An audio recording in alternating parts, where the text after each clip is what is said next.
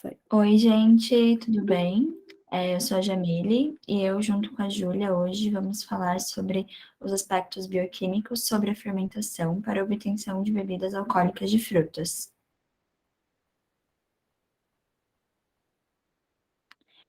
Um pouquinho sobre a legislação.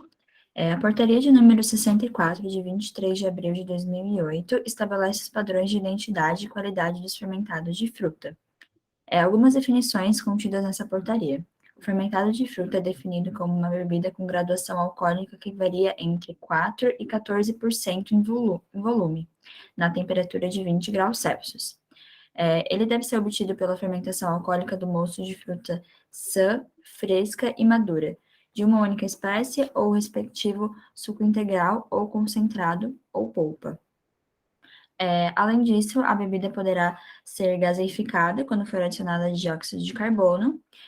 Podem ser usados como ingredientes opcionais água e açúcar, e nesse caso, o açúcar utilizado é exclusivamente a sacarose. O produto deve apresentar limpidez, não deve ter corpos estranhos ou em suspensão, e ausência de corantes e aromatizantes artificiais.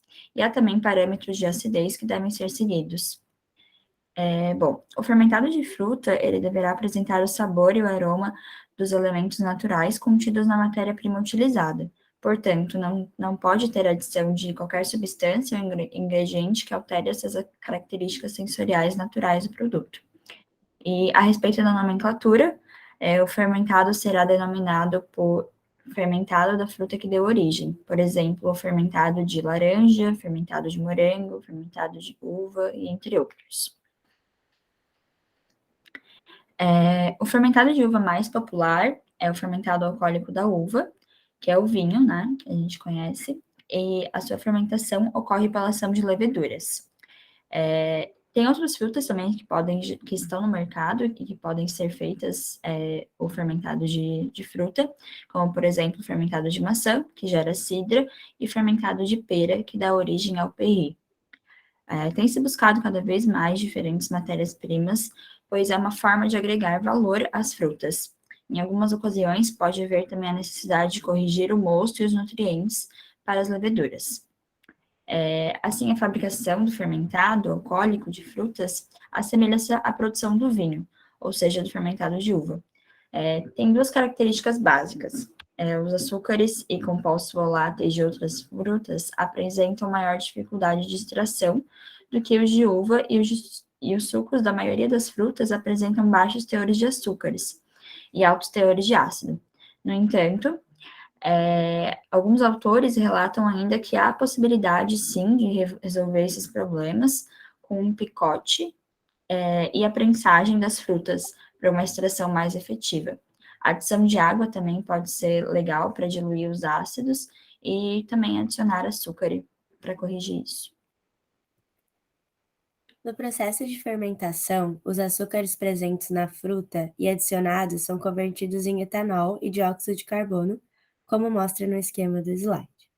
Pode haver a formação de componentes secundários também, pela ação fermentativa das leveduras capazes de realizar esse processo. Esses compostos podem ser acetonas, acetato de etila, metanol e acetaldeído. Eles são derivados de aminoácidos presentes no meio e pela oxidação do etanol, entre outros compostos como ésteres, aldeídos, álcoois superiores e ácidos orgânicos. Lembrando que fatores como a matéria-prima, a temperatura, o pH, a acidez, os nutrientes, a presença de oxigênio, entre outros, também podem afetar esse processo. O processo fermentativo se inicia assim que a levedura entra em contato com o mosto e é dividido em 3 fases. A fase preliminar, ou pré-fermentação, caracterizada pela adaptação das leveduras e pela multiplicação celular. A fase da fermentação principal e tumultuosa, com desprendimento abundante de gás e onde se concentra a produção de etanol. E a fase de fermentação complementar ou pós-fermentação, onde se observa a redução brusca da atividade fermentativa. O vinho é a designação para toda bebida obtida através da fermentação de sucos de fruta natural. A fermentação no vinho tinto, que é um dos mais comuns comercialmente, começa com a maceração, processo onde as cascas estão em contato direto com o mosto. assim à difusão de compostos como as antocianinas e os taninos. Após algumas horas, a massa sólida começa a se movimentar até a parte superior do recipiente, impulsionada pela formação inicial de dióxido de carbono. Após isso, é feita a remontagem, para extrair os componentes da parte sólida da uva, homogeneizar a massa vínica em fermentação, controlar a de fermentação e evitar o desenvolvimento de micro-organismos indesejáveis na parte superior da parte sólida da uva. Em seguida, o próximo passo é a chaptalização, onde é feita a correção do teor de açúcar do mosto com a sacarose. Para cada grama litro de álcool, é necessário adicionar 1,8 kg de açúcar por litro do mosto. O tempo de duração da extração de cor varia em função da maturação da uva, da fermentação, pois se durante a extração a fermentação é tumultuosa, há a formação de álcool, e esse é um dos elementos que contribui para a extração de cor, já que o álcool é solvente dos equipamentos utilizados e da temperatura. A fermentação é constituída por duas etapas, nas quais devem ser realizadas o controle de temperatura, a supressão de micro-organismos indesejáveis, a verificação da presença de leveduras adequadas ao processo e a prevenção da oxidação. A fermentação alcoólica começa na fase tumultuosa, onde ocorre um aumento da temperatura, liberação de dióxido de carbono e formação do chapéu de borra. Na fase lenta, diminui a velocidade de fermentação, diminui a concentração de açúcar e aumenta a concentração de etanol. Na fermentação malolática, ocorre a transformação de ácido málico em ácido lático pelas bactérias Lactobacillus, Pediococcus e Oenococcus. Assim, ocorre uma estabilização biológica do vinho, através da redução da acidez total, do desprendimento de dióxido de carbono e de uma pequena elevação da acidez volátil e do pH. As etapas finais incluem a estabilização tartárica, a filtração, o amadurecimento, onde o vinho perde a astringência ou tanicidade, e em seguida é feito o engarrafamento e envelhecimento. Trouxemos aqui um estudo que fez a obtenção e a caracterização físico-química e sensorial de fermentado de pêssego. Nos estudos foram feitos diferentes testes, com a fermentação com 2 grupos de leveduras diferentes e com temperaturas diferentes, 18 e 25 graus. Usaram como ingredientes pêssego, água, calda de açúcar, metabisulfito de sódio, que age selecionando e evitando a proliferação de micro-organismos desejados, e leveduras. E assim fizeram caracterizações físico-químicas de pH, Brix, acidez total, teor alcoólico, análise sensorial e microbiológica. Como conclusão, o processo se mostrou viável tecnicamente. A fermentação, através do mosto de pêssego, resultou em um produto final que se enquadra com os parâmetros estabelecidos pela legislação.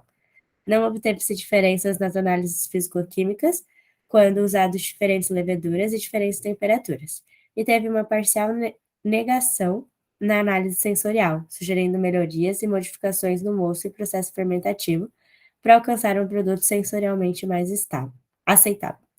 Outro ponto é que, além de todos os benefícios, se torna uma ótima alternativa para evitar desperdícios de frutas.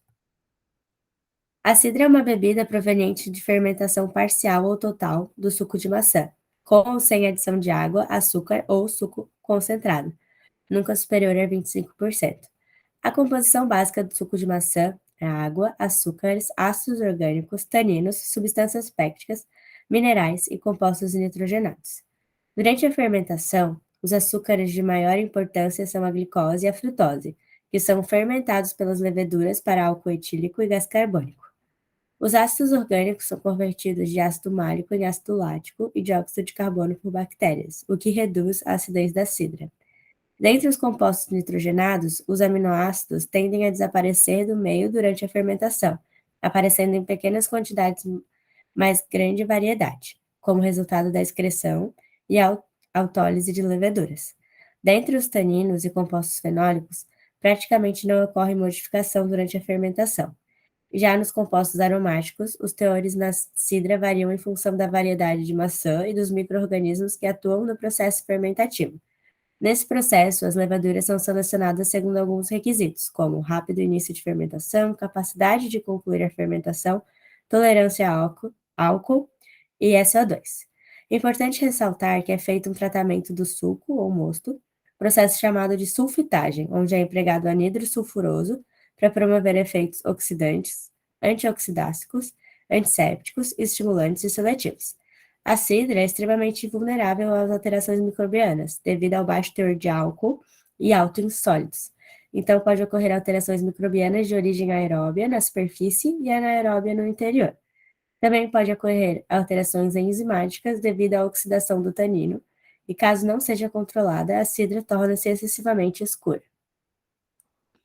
Bom, a respeito dos contaminantes, aqui nessa tabela mostra alguns valores máximos para a presença de metais nos fermentados de frutas. Esse número é em miligramas por quilo e é a respeito do arsênio, chumbo, cádmio e estanho quando as bebidas são enlatadas. A respeito dos parâmetros de contaminação microbiológica, os micro-organismos deteriorantes dessas bebidas alcoólicas alteram sua qualidade através do aumento da acidez volátil, formação de ésteres e fenóis, amargor, aumento de viscosidade, aumento de adstringência e entre outras. Aqui eu trouxe alguns exemplos desses micro-organismos. Quando há contaminação de bactérias acéticas, um exemplo é o Acetobacter, é um exemplo de bactérias que fazem conversão do vinho ao vinagre, portanto, sua presença não é desejada.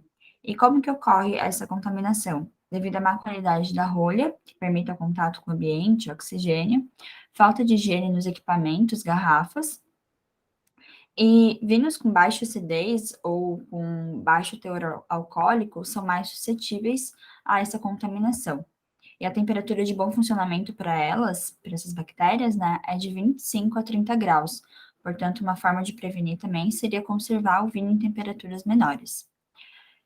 Já quando a gente fala de bactérias láticas, elas são fundamentais no fim da fermentação, pois transformam o ácido málico em lático, a chamada fermentação malolática. Só que quando ocorre em momentos errados da fermentação, ou até em doses excessivas, se torna um problema, um defeito, né, do vinho.